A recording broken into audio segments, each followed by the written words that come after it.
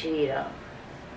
वंदे गुरूणां चरणारविंदे संदर्शित स्वात्मसुखावबोधे जनस्य ये जांगलिकाय माने संसार हालाहल मोह शांतये। हरि हरि।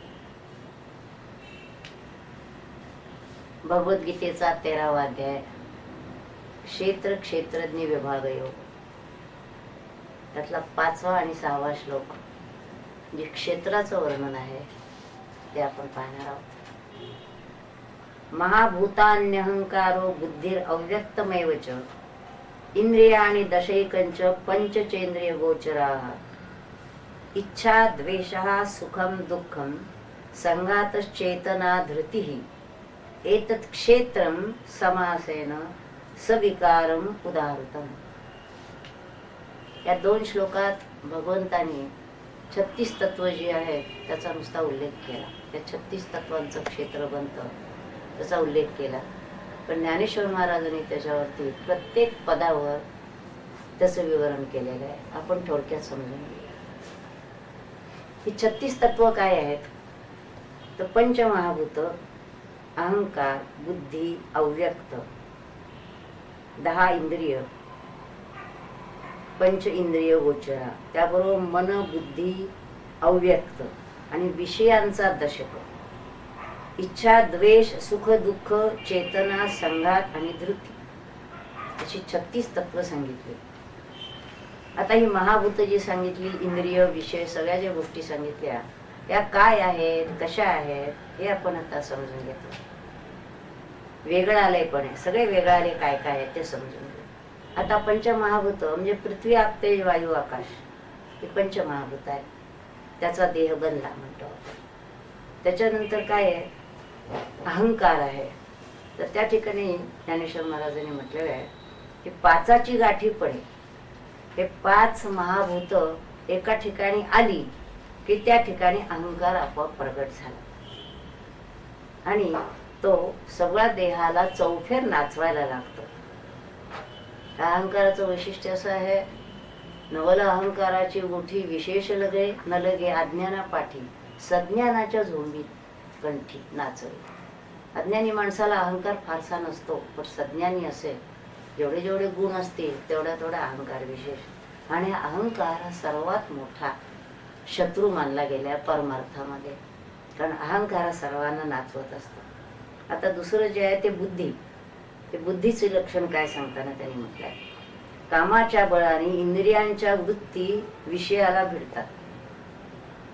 जेव्हा जेव्हा मनात एखादी इच्छा निर्माण होते तेव्हा इंद्रियांच्या वृत्तीत तो जो अपेक्षित विषय आहे त्याच्याकडे त्या वृत्ती घेऊन जातात आणि त्यामुळे जीवाला जे सुख दुःख लाभत असतं। विषय आहे, इंद्रिय आहे, त्याची इच्छा आहे, इच्छा निर्माण झाली की विषयाकडे धावला।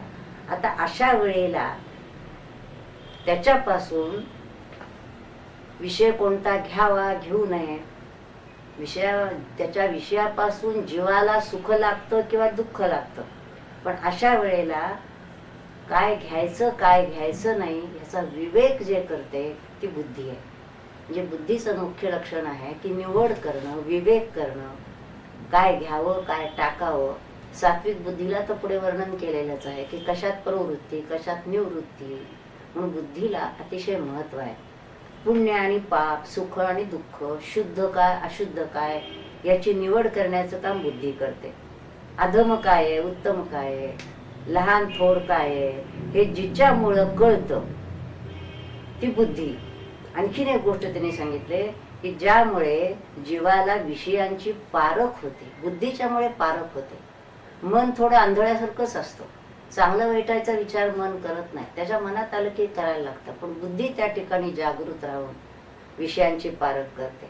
आणखी महत्वाचा बुद्धीचा गुण म्हणजे तेज तत्वाचं उत्पत्तीचं स्थान आहे बुद्धी आणि सत्व गुणाला वाढवणारी। मुळात बुद्धी सत्वगुणी आहे आणि सत्वगुणाला वाढवणारी जी आहे ती बुद्धी आहे। आणखी एक गोष्ट ती जी करते की आत्म्याचा जीवाचा संबंध काय आहे हे दाखवणारी ही बुद्धी आहे। म्हणून बुद्धीचे अतिशय महत्वाचे गोष्टी गुण सांगितलेले आहेत। म्हणून मनाला जसं महत्व आवरण्याच्या दृष्टीनं तसं बुद्धीला महत्व आहे निवड करण्याच्या दृष्टीने. आता आणखी एक जे आहे सांगितलं अव्यक्त. अव्यक्ताची खूण, तर ते अव्यक्त म्हणजे सांख्याने ज्याला प्रकृती म्हटलेलं आहे तेच हे अव्यक्त आहे. ती प्रकृती दोन प्रकारची सांगितलेली आहे, जीवभूत दुजी प्रकृती, परा आणि अपरा अशा दोन प्रकारच्या सांगितल्या आहेत. त्यापैकी परा प्रकृतीला जीवभूत, जीव म्हणजे परा प्रकृती असं त्याला नाव दिलेलं आहे. त्याला त्यांनी उदाहरण असं म्हटलेलं आहे की स्थूल धर्म टाकून जेव्हा पंचमहाभूत ज्या ठिकाणी लीन होतात ती ही प्रकृती आहे. सर्व प्राणीगणासह वर्तमान सूक्ष्म पावतात आणि लीन होतात, ही जी त्याला ते अव्यक्त असं म्हटलेलं आहे. आता पुढे आणखीन एक जे आहे इंद्रियांचं भेद सांगितलेले आहे. त्यामध्ये इंद्रियामध्ये सुद्धा 5 ज्ञानेंद्रिय आहेत आणि 5 कर्मेंद्रिय आहेत. त्याच्यात नाक, डोळे, जिव्हा, त्वचा, कान ही 5 ज्ञानेंद्रिय. आणि मग बुद्धी यांच्या सहाय्याने सुख दुःखाचा निर्णय करते. जी विषय चांगला आहे वाईट आहे याचा निर्णय करण्याचं काम बुद्धीचं आहे. परंतु ते घेण्याचं काम त्यांचे इंद्रियांचे जे विषय आहेत त्या विषयामध्ये प्रवृत्त होऊन ते घेण्याचं काम ही इंद्रिय करत असतात. आणखी 5 इंद्रिय आहेत, त्याला कर्मेंद्रिय असं म्हटलेलं आहे. वाणी, हात, पाय हे जे सगळे आहे ती कर्मेंद्रिय सांगितलेले आहेत. आणखी पुढची गोष्ट जे त्याच्या पुढे ते मन. या मनावर विस्तृत विवरण ज्ञानेश्वर महाराजांनी केलेलं आहे.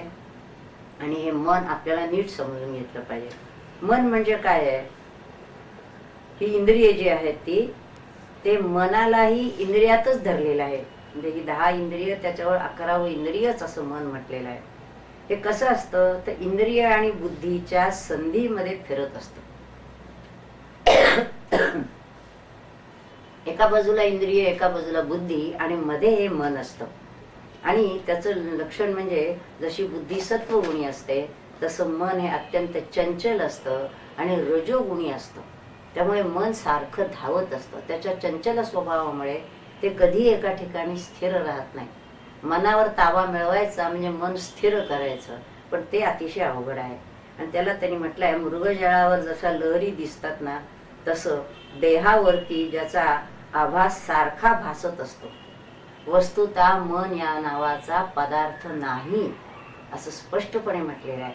ज्याला वास्तवताच नाही, पण तरी देखील पंचमहाभूतात्मक देह जेव्हा घडतो त्यावेळेला वायू तत्वाच्यामुळे एकचिते देही, वायू तत्वामुळे एकच ते 10 ठिकाणी 10 भेदानी होतो. त्या ठिकाणी मग चांचल्य एक रजोगुणामुळे त्याच्यामध्ये चांचल्य येतं. आणि म्हणून बुद्धीच्या बाहेर अहंकारावर बळ धरणारं असं जे आहे हे मन सांगितलेलं आहे. म्हणजे बुद्धी खरं म्हणजे त्याच्यावर ताबा पाहिजे, पण बुद्धीवरही हे मन ताबा चालवतं. असं जेव्हा होतं तेव्हा मनुष्य विवेक भ्रष्ट होतो. म्हणून वाया तया लागी त्याला मन असं म्हटलेलं आहे. पण ते म्हणतात ही सावयव कल्पना आहे. वाया मन हे नाव. नुसती मन ही कल्पनाच खरं म्हणजे मनाला खरं अस्तित्व नाही. जसं आपण सागरावरती लाटा आल्या, तर लाटा या नावाचा वेगळा पदार्थ नाही आहे. वायूमुळे ते आपल्याला लाटा आल्यासारखा दिसतात आणि त्याला आपण वेगळेपणाने तरंग असं म्हणतो. तसं हे वायूमुळे आलेलं आहे, त्याचा भास आहे, त्याला मन असं म्हटलेलं आहे. आणखी एक गोष्ट त्याच्यामुळे जर काय होत असेल, काही वाईट गोष्ट जर होत असेल तर जीव हा मुळात ब्रह्म असलेला त्याला जीवदशा येते. मनामुळे हा जीव वेगळा निर्माण होतो. मूळ ब्रह्म पण मनामुळे खाली ओढला जातो आणि जीवदशा वस्तू. आणखी काय असतं ते सर्व प्रकृतीचे जे मूळ आणि वासनेला बळ देणार आहे. ज्या ज्या काही वासना असतात त्याला बळ मनामुळे मिळतं. वासना वाढत वाढत वाढतच जातात, एकातून एक एकातून एक. त्याला मुळे कुठं मर्यादाशी राहत नाही. त्यानंतर अहंकाराला भर देण्यासाठी अखंड तत्पर असतो. म्हणजे अहंकार जो पोसला जातो तो या मनामुळे पोसला जातो. मनच त्याला निरनिराळ्या प्रकारचे खाद्य पुरवत असतं आणि मी अशा तऱ्हेचा अहंकार त्याच्यामध्ये निर्माण होतो. ते इच्छेला वाढवतं, आशेला चढवतं आणि भयाला आधार देतं. म्हणजे वास्तविक या सगळ्या गोष्टी ज्या आहेत या जर मन नसेल त्या सगळ्या गोष्टी आपोआप नाहीशा होतील. आणि म्हणून एक मन ताब्यात घेण्यासाठी सगळ्या धडपडी चालू असतात. आणखी काय कळतं ते, जेणे चढे बळ अविद्येला बळ चढतं. अज्ञान जेवढी मन हे प्रबळ होतं तेवढं अज्ञानही प्रबळ होतं. आणि द्वैताचं जन्मस्थान मूळ अद्वैत असताना द्वैत येतं ते त्या मनामुळे तुझं माझं सुरू होतं. ते इंद्रियांना विषयात लोटतं.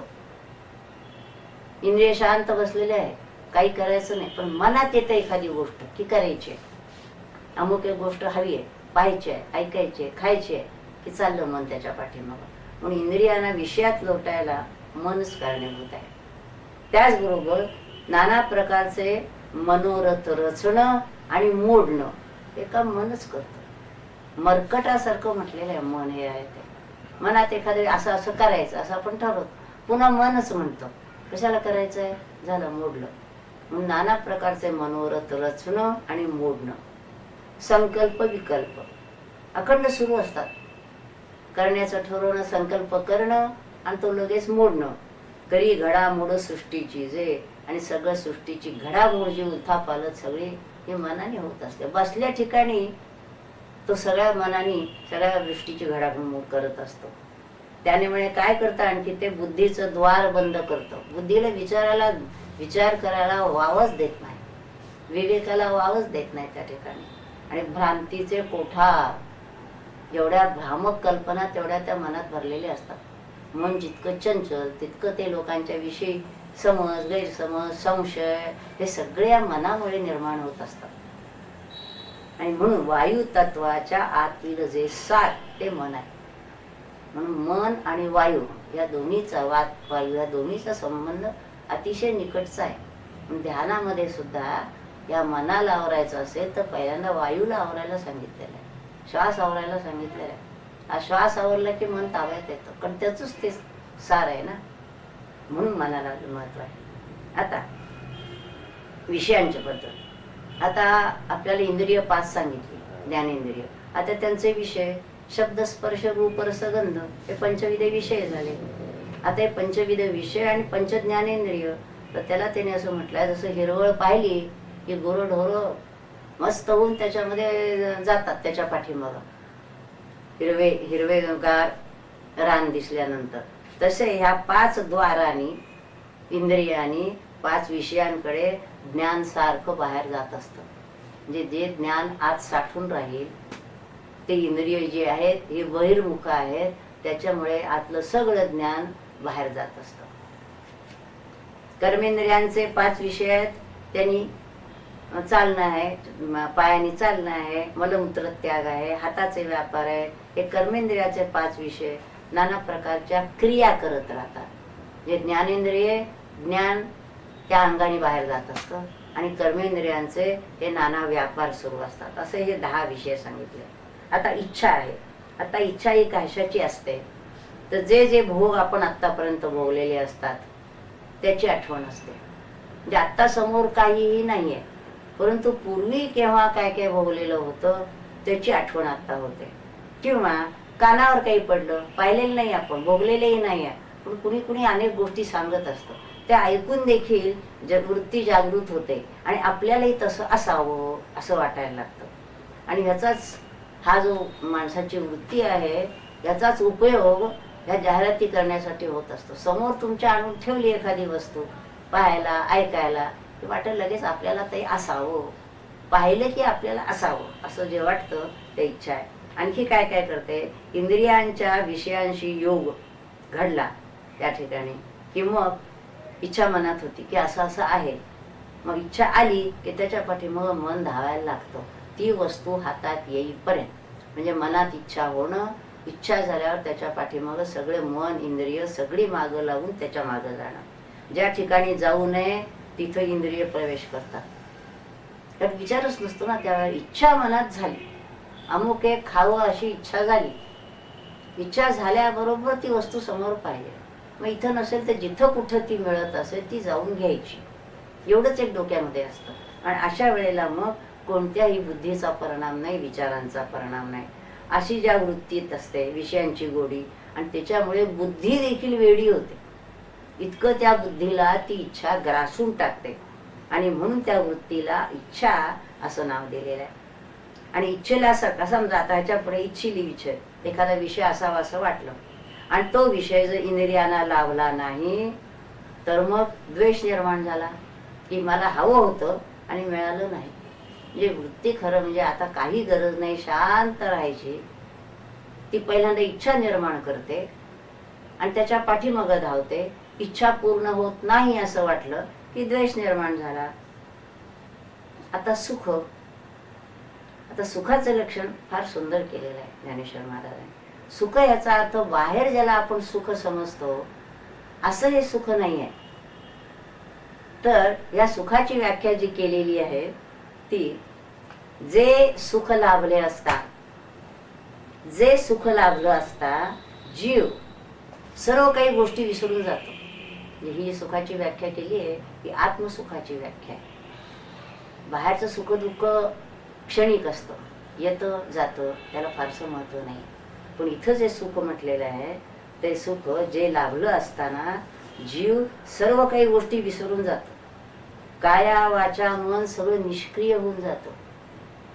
म्हणजे जीव आत्म्याशी एकरूप झाला असता त्याची स्थिती काय होते त्याचं वर्णन या ओव्यातनं केलेलं आहे की काया वाणी मन सगळं निष्क्रिय होऊन जातं. देहाचं स्मरण जातं, देहभान विसरतं, प्राण पांगळा होतो. काही वेळा अष्टसात्विक भाव म्हणतो ना आपण, तसं वर्णन केलं आहे की अत्यंत सुख लाभलेलं असताना काय काय लक्षणं होतात. तसं पान पांगुळा होतो आणि जे लाभल्याने सात्विक वृत्ती आधी विशेषत्वाने आल्याशिवाय हे सुख प्राप्तही होत नाही. आणि सुख प्राप्त झाल्यानंतर ती सात्विक वृत्ती मुळात जी असते ती दुणावते, ती अधिक प्रमाणात वाढते. आणि त्यामुळे सत्ववृत्तीची लक्षणे जे सांगितले, अश्रू येणं आहे, बोलणं बोलता येत नाही, अशी जी काय अवस्था आहे असं सगळं होतं. आणि ज्या योगी त्यांनी म्हटलंय इंद्रियांच्या सगळ्या वृत्ती ज्या आता पण बाहेर फिरत होत्या सगळ्या त्या सत्वगुणाच्या वृद्धीमुळे आणि हे आतील सुख लाभल्यामुळे त्या हृदयाच्या एकांतात जाऊन झोपतात. नुसत्या वळतात नव्हे तर काही काळ काही क्षण त्या ठिकाणी त्या जाऊन झोपतात. आता कुठलीच वृत्ती उठत नाही, ना ज्ञानेंद्रियांची, ना कर्मेंद्रियांची, ना मनाची, काहीच इंद्रियांची वृत्ती उठत नाही. असं त्या सुखाचं स्वरूप आहे. आणखीन काय होतं, विशेष काय सांगायचं तर जीवाला आत्मप्राप्ती होते. जे जीवाला आत्मप्राप्ती झाल्यामुळे होणारं जे सुख आहे तेच खरं सुख आहे असं ज्ञानेश्वर महाराजांनी स्पष्ट म्हटलंय. म्हणजे भगवंतांनी ही पदं नुसती सांगितली पण त्याचं नेमकं स्वरूप काय आहे हे ज्ञानेश्वर महाराजांनी वर्णन केलंय. म्हणून त्या स्थितीला त्याला सुख असं म्हटलेलं आहे. आता त्याच्या उलट दुःखाचं लक्षण काय सांगितलंय ते त्यांनी एकाच ह्याच्यात सांगितलंय की आत्मप्राप्ती खेरीज जे जे काही जीवन आहे त्याला दुःखच म्हणायचं. म्हणजे आता आपल्या लक्षात येतं की आत्मप्राप्ती झालेली व्यक्ती क्वचित एखादी असते की जी सुखी आहे असं आपण म्हणू शकतो. बाकी सर्व मंडळी बहुधा हे सुख प्राप्त नसल्यामुळे दुःखातच जीवन चाललेलं असतं. म्हणून सुख पाहता जवा पाडे दुःख पर्वता एवढे हे क्षणिक मिळणाऱ्या सुखाला जरी म्हटलं असलं तरी इथं जे आत्मसुख म्हटलंय त्याच्या दृष्टीनं जर पाहिलं तर आत्मसुख ज्याच्या जवळ नाही त्याचं सर्व जीवन दुःखाचंच असतं.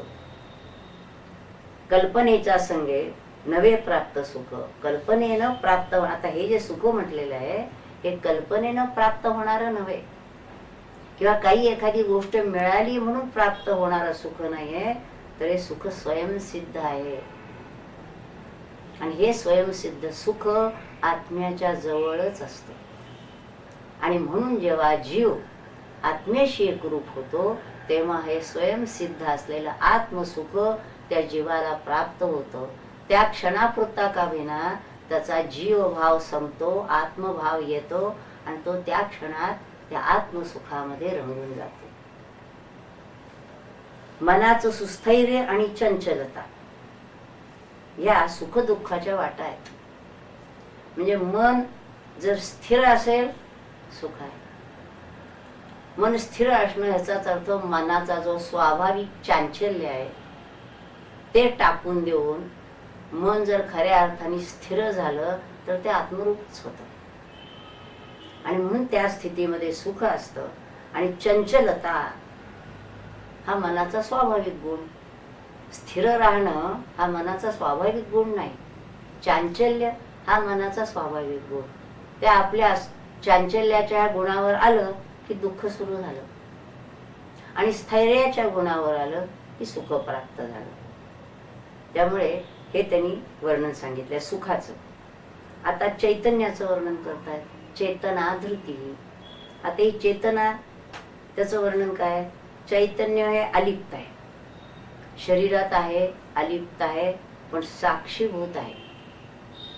आणि ही कसं आहे, ते काय करतं, ते शरीरात राहून काय करतं, या सगळ्या एक एक गोष्टी ज्या सांगितल्या आहेत त्या ह्या देहात म्हणजे क्षेत्रात राहून कसं त्यांचं स्वरूप आहे आणि ते काय करतात याचं वर्णन आहे. तर चैतन्य काय करतं, तर पायापासून मस्तकापर्यंत देहाला अखंड जागृत ठेवतं. म्हणजे हे चैतन्य जर नसेल तर देहाला चेतनाच नाही, हालचालच नाही, जागृतीच नाही. आणि त्यामुळे अखंड पायापासून मस्तकापर्यंत देहाला नित्य जागृत ठेवतं. मनबुद्धीला टवटवीत करतं, कारण मनबुद्धी देखील जडच आहे. हे चैतन्य नसेल तर त्याला देखील हालचाल नाही. म्हणून मनबुद्धीला टवटवीत करतं. आणि पण तिन्ही अवस्थात पालटत नाही, हे त्याचं विशेष आहे. जागृती, स्वप्न, तिन्ही सुषुप्ती या तिन्ही अवस्थेत ते आहे, पण त्याच्यात काहीही पालट होत नाही. म्हणून ज्याला उदाहरण पुन्हा पुन्हा ज्ञानेश्वर महाराज असं देतात की दिव्याच्या प्रकाशात सगळ्या गोष्टी होतात, पण दिवा आहे त्या ठिकाणी आहे. दीपाचे प्रकाशे गृहींचे व्यापार जैसे, तैसा हा सगळे काम करत असतो. पण हिथं जे सांगितलेलं आहे त्याच्यामध्ये ते चैतन्य नुसतं त्याचं अस्तित्व हे महत्वाचं आहे. त्याच्या नुसतं लोहचुंबक असला की सोया हालायला लागतात. तसं हे चैतन्य असलं म्हणजे देहाच्या सगळे पंचमहाभूताची, इंद्रियांची कार्य, मनबुद्धीचं कार्य हे सगळं सुरू होतं. आणि माया रूप वना वसंत जैसाचं वागे सारखेचं जड आणि अजड या सगळ्यामध्ये चैतन्य सारखंच काम करत असतं. त्या चैतन्याला चेतना असं म्हटलेलं आहे. तया चैतन्य ते त्याला चेतना म्हणजे मूळ चेतना किंवा प्राण असाही काही वेळा शब्द वापरतात. हे जड आहे सगळं, पण ह्या चैतन्याच्या अधिष्ठानावर त्याला चेतना मिळते.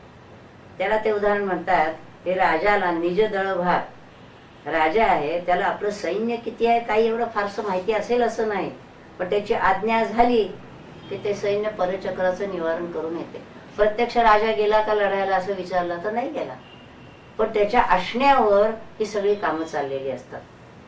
तर त्याप्रमाणे त्यांनी लोहचुंबकाचं उदाहरण दिलंच आहे. त्याच्या सन्निधानात लोखंडाचे कण जसे चाळवले जातात इकडं तिकडं, किंवा सूर्य उगवला की लोकांचा व्यवहार चालायला लागतो. किंवा कासवीच्या पिलांचं पोषण कसं होतं, कासवीचं दूध नाही, तिच्या नुसत्या दृष्टीनं त्या तिच्या पिलांचं पोषण होतं. त्याप्रमाणे या आत्म्याच्या संगती नुसती या देहाला, जड अशा देहाला सजीवत्व देते. जे देहातल्या सगळ्या गोष्टी जड असताना त्याला सजीव करण्याचं काम हा आत्मा म्हणजे चैतन्य करत असतो. या आत्मसत्तेलाच चेतना असं म्हटलेलं आहे. धृती विचमुंजना त्याला सगळ्या म्हटलंय, चेतना म्हटलेलं आहे. तर महाभूता माझी, आता आणखीन एक आहे, धृती म्हणजे काय ते सांगतात पुढे. चेतना म्हणजे काय ते आपण समजून घेतो. आता पुढचा शब्द जो आला तो धृती. आता धृती म्हणजे काय, हा एक विचार खूप छान आलेला आहे. विचाराचा अर्थ जी परिस्थिती आहे ती पण फार चांगल्या तऱ्हेने ज्ञानेश्वर महाराजांनी मांडलेली आहे. आपण धैर्य म्हणजे वेगळ्या वेगळ्या अंगाने त्याचा वापर करतो, पण इथं धृती याचा अर्थ त्याने असं म्हटलंय की पंचमहाभूत आहेत. त्या पंचमहाभूतामध्ये वस्तुतः प्रत्येकाचा स्वभाव भिन्न आहे, प्रत्येकाचं स्वरूप भिन्न आहे. म्हणजे कसं की पृथ्वी जी आहे ती पाण्यामध्ये विरून जाऊ शकते. त्यानंतर पाण्याची आटणी तेज अग्नी करू शकतो, आणि तिथं वायू आला की वायू तेजाला दूर सारू शकतो आणि त्या वायूला आकाश भक्षण करून टाकतं. म्हणजे हे ज्या गोष्टी आहेत एकमेकांमध्ये कशा जातात. पण सदा सर्वत्र असे ओतप्रोत पण जे अलिप्त आहे. म्हणजे ह्या 5 वेगळ्या वेगळ्या स्वभावाच्या पंचमहाभूतांना एकत्र आणणं. म्हणजे आकाश कसं आहे, सदा सर्वत्र ओतप्रोत आहे पण सर्वापासून अलिप्त आहे. अशी पंचमहाभूत परस्परांना खरं म्हणजे सहन न करणारी आहेत, पण देहामध्ये मात्र ती आपलं वैर विसरून ऐक्य भावाने राहतात. आणि नुसतीच ऐक्य भावाने राहतात एवढंच नव्हे तर ती एकमेकांचं पोषण करतात. म्हणजे विरुद्ध व्यक्ती देखील, विरुद्ध स्वभावाच्या गोष्टी देखील एकमेकांचं वैर विसरून पोषण करतात. अशी एकमेकांची मैत्री ज्याच्यामुळे घडते त्याला धृती असं म्हटलं. हे धैर्य आपल्याला कल्पना देखील येत नाही की कशा तऱ्हेनं त्याचं त्यांनी विवरण केलेलं आहे. ह्याला धृती म्हटलंय. आता संघात म्हटलेलं आहे. तर संघाताची खूण काय, तर संघात म्हणजे जीवासह ही जी 36 तत्व सांगितलेली आहेत, ही 36 तत्व एकत्र असणं याला संघात असं म्हटलेलं आहे. त्या संघाताबद्दल त्यांनी 2-4 उदाहरणं ज्ञानेश्वर महाराजांनी दिलेली आहेत की ह्या सगळ्या संघाताला क्षेत्र असं म्हटलेलं आहे. त्याला त्यांनी म्हटलंय चाक जे असतं त्याच्या धुरा आणखी गोष्टी ह्या सगळ्या मिळून एक रथ बनतो. जसे सगळे अवयव मिळून एक देह बनतो. किंवा हत्ती आहेत, घोडे आहेत, सैन्य आहे, सगळं मिळून त्याला सेना म्हटलं जातं. किंवा अक्षरं सगळी एकत्र आणली की त्याला वाक्य असं म्हटलं जातं. किंवा अनेक प्रकारचे मेघ लहान मोठे सगळे एकत्र आले की त्याला आभाळ असं म्हटलं आहे. किंवा नाना प्रकारचे लोक त्यांच्या समूहाला जग असं म्हटलेलं आहे. त्याप्रमाणे ही 36 तत्व ज्या ठिकाणी एकत्र येतात तेव्हा त्याला क्षेत्र असं म्हटलेलं आहे. आणि ह्या क्षेत्रामध्ये या क्षेत्रामध्येच पाप आणि पुण्य टिकत असतो. हे सगळे मिळून एक क्षेत्र देह निर्माण झाला. आता त्याच्यामध्ये सर्व यंत्रणा बसवलेली आहे. त्या देहाला चालवणारं चैतन्य तिथे आहे आणि एखाद्या यंत्रामध्ये जसे वेगळे वेगळे भाग आणि ते सगळे भाग म्हणून आपापलं कार्य करत असतात. आता ते कार्य करत असताना त्याच्यातून चांगलं कार्य निर्माण होतं का वाईट कार्य निर्माण होते, सगळ्याला कारण ते क्षेत्र आहे. तसं इथं हे जे क्षेत्र बनवलंय कशाचं ते भगवंतांनी सांगितलं. आणि त्याच्यातून पाप पुण्य निर्माण होत असतं. कोणीतरी त्याला देह असं नाव देतात. नावं नाना प्रकारची दिलेली आहेत. परंतु हे क्षेत्र कसं आहे तर परब्रह्माच्या अलीकडे, म्हणजे परब्रह्माची सत्ता जी आहे निर्गुण निराकार परब्रह्म, त्या सत्तेच्या अलीकडे इथं जे जे काही होतं जातं घडतं असं सगळं दिसतं ते सगळंच्या सगळं ह्या क्षेत्रामध्ये येतं. म्हणून परब्रह्माच्या अलीकडे चर अचर सगळ्या गोष्टी ज्या ज्या काही घडत असतात त्या सगळ्या त्याला क्षेत्र असं म्हटलेलं आहे. आणि म्हणून त्याच्यामध्ये नाना प्रकारचे पुढे मग गुणत्रय 3 प्रकारचे गुण, त्याच्यातून काय काय निर्माण होतं म्हणजे क्षेत्राचं वर्णन ह्याच्यामध्ये 36 तत्वांचं त्यांनी स्पष्टपणे केलेलं आहे. आणि त्याच्यानंतर पुढे ह्याच वर्णन करताना ज्ञानेश्वर महाराजांनी त्याच्यावर ज्ञान ह्याचं जे वर्णन केलेलं आहे ते ज्ञान मिळवण्यासाठी कोण कोण काय काय खटपटी करतात आणि ते ज्ञान मिळाल्यानंतर काय होतं ते पुढच्या ओव्यातनं आलेलं आहे. ते आपण नंतर हरि ओम तत्सत. नमितो योगी थोर विरागी तत्वज्ञानी संत, तो सत्कविवर परात परगुरु ज्ञानदेव भगवंत. ओम ओम ईशावास्यमिदं सर्वं यत्किंच जगत्यां जगत् तेन त्यक्तेन भुञ्जीता मा उदकस्य स्वेत्तनम्. ओम शांति शांति शांति.